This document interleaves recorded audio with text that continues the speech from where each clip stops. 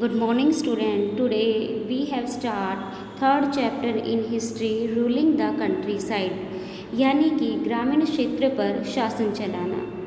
यहाँ पर ये बताने की कोशिश की गई है कि जब ईस्ट इंडिया कंपनी भारत में व्यापार करने के लिए आई थी तो उनका एक ही मकसद था कि ज़्यादा से ज़्यादा यहाँ पर वस्तुओं को खरीदना और यूरोप में उसको बेच देना। लेकिन जब अंग्रेज़ों ने भारत के हालात देखे, उन्होंने देखा कि यहाँ पर जो एकता जो होनी चाहिए वो राजाओं के बीच नहीं है और इस चीज़ का फ़ायदा अंग्रेज़ उठाने लगे।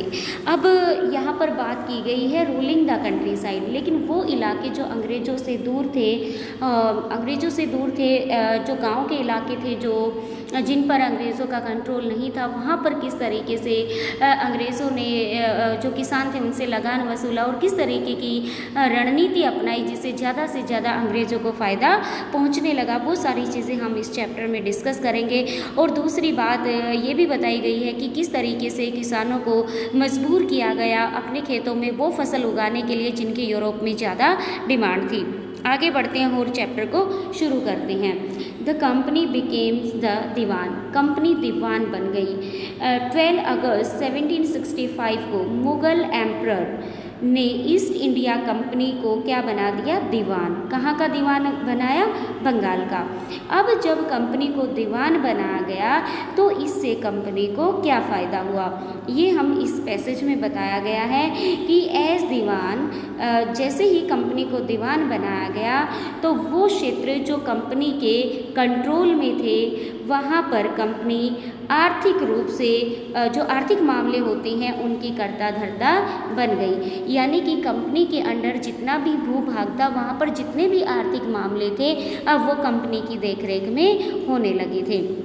आगे बढ़ते हैं और यहाँ पर बताया गया है कि मान लो जब कंपनी को दीवान नियुक्त किया गया बंगाल का, फिर भी कंपनी है वो अपनी डायरेक्ट एकदम जो डिसीज़न होते थे उनको थोपने में घबराई हुई थी। उनको लग रहा था कि वो सीधे अगर सत्ता को अपने हाथ में लेते हैं तो इससे जो जनता है वो विद्रोह करने की जो एक स्थिति है उसमें हो जाएगी और यहाँ पर हम ज़्यादा दिनों तक नहीं टिक पाएंगे। उन्होंने ये सोचा कि अगर हमें आगे बढ़ना है, अगर धीरे धीरे भारतीय भूभाग पर कब्जा करना है तो उन्हें हर एक कदम बड़े सोच समझ के रखना होगा जो फ्यूचर में उनके लिए सही रहेगा।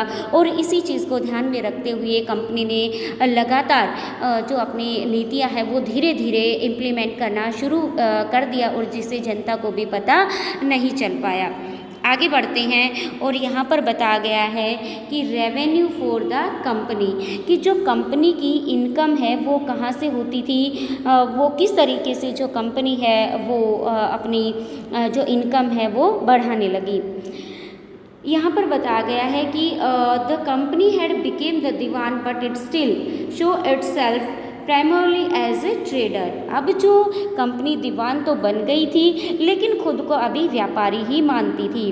कंपनी भारी भरकम जो लगान तो चाहती थी कि भाई लोगों पर टैक्स लगाया जाए, किसानों पर टैक्स लगाया जाए और ज़्यादा से ज़्यादा इनकम को बढ़ाया जाए, लेकिन वो डायरेक्ट इन चीज़ों को थोपने में घबराई हुई थी। अब पहले जैसे कि यहाँ पे बताया गया है कि जब कंपनी को दीवान नहीं बनाया गया था उससे पहले जो कंपनी है यहाँ पर जो भी वस्तु कंपनी को ख़रीदनी पड़ती थी तो वो इंग्लैंड से ही गोल्ड और सिल्वर लाती थी और भारत से मसाले कपड़े वगैरह खरीदती थी। लेकिन जैसे ही कंपनी को दीवान बनाया गया तो उनको ये चीज़ें अब नहीं खरीदनी पड़ती थी, वो यहीं से पैसा लेती, यहीं से सामान खरीदती और उसको यूरोप में बेच देती थी। यानी कि हर तरीके से कंपनी को यहाँ पे प्रॉफिट हो रहा था। आगे क्या हुआ?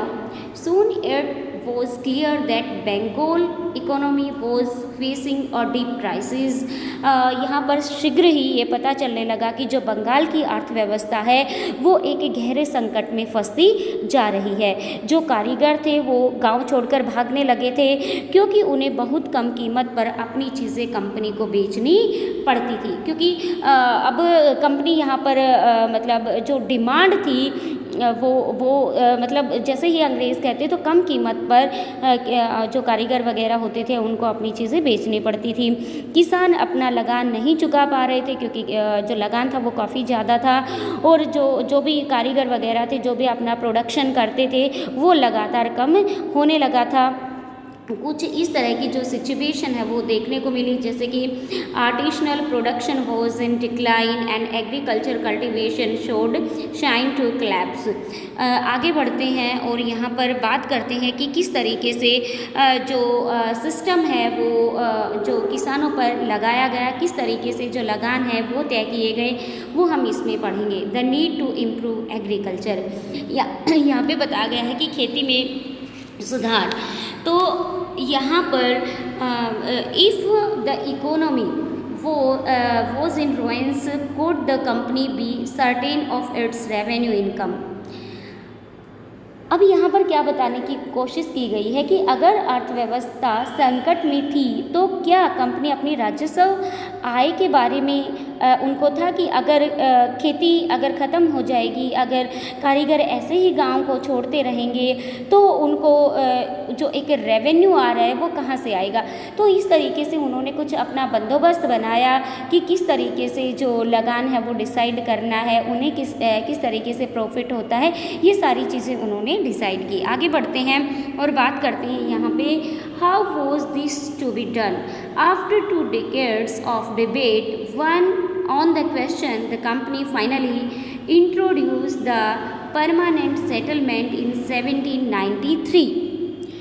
अब ये जो सवाल थे ये अंग्रेज़ों के मन में चल रहा था, बहस भी हो रही थी कि हमें ऐसा क्या करना चाहिए कि भाई जो कंपनी है उसकी का जो रेवेन्यू है, जो इनकम है वो भी ना गिरे, किसान भी लगान चुकाते रहे और अपनी खेती में मन लगा के रखे। तो ऐसे ही हुआ 1793 में अंग्रेज़ों में किनके द्वारा, चार्ल्स कॉर्नवालिस के द्वारा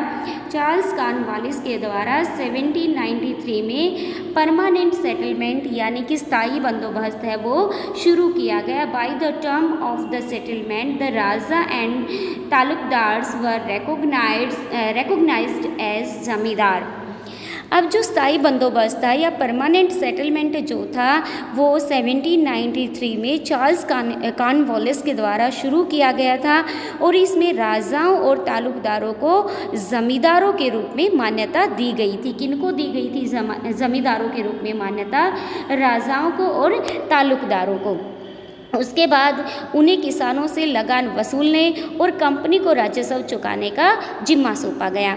अंग्रेज़ों ने कहा कि भाई जो ये ज़मींदार हैं, जो कि राजा और तालुकदार थे, वो किसानों से लगान इकट्ठा करेंगे और कंपनी को दे देंगे। जो भी उन्होंने लगान इकट्ठा किया है वो कंपनी को दे देंगे। उनकी ओर से जो चुकाई जाने वाली राशि थी उसको तय कर दिया गया था कि जो भी लगान है वो हमने तय कर दिया है और फ्यूचर में इसको जो भी लगान है, मान लो 25% है, 15% है, जो भी है उसको फ्यूचर में इंक्रीज़ नहीं किया जाएगा।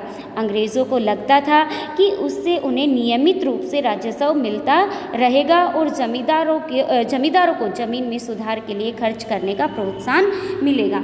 मतलब यहाँ पे आपको क्लियर हो ही गया होगा कि इससे जो ज़मींदार है वो ज़्यादा ध्यान देंगे ज़मीन को इम्प्रूव करने के लिए।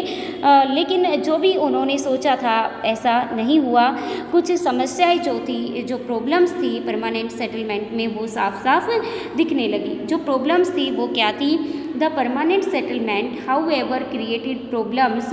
Company officials soon discovered that the zamindar were in fact not investing in the improvement of land. शीघ्र ही अंग्रेज़ों को ये पता चल चुका था कि भाई जो ज़मींदार हैं वो ज़मीन में सुधार के लिए खर्च नहीं कर रहे हैं, क्योंकि कंपनी ने तो राजस्व तय कर दिया था, वह इतना ज़्यादा था कि उसको चुकाने में ज़मींदारों को भारी परेशानी हो रही थी।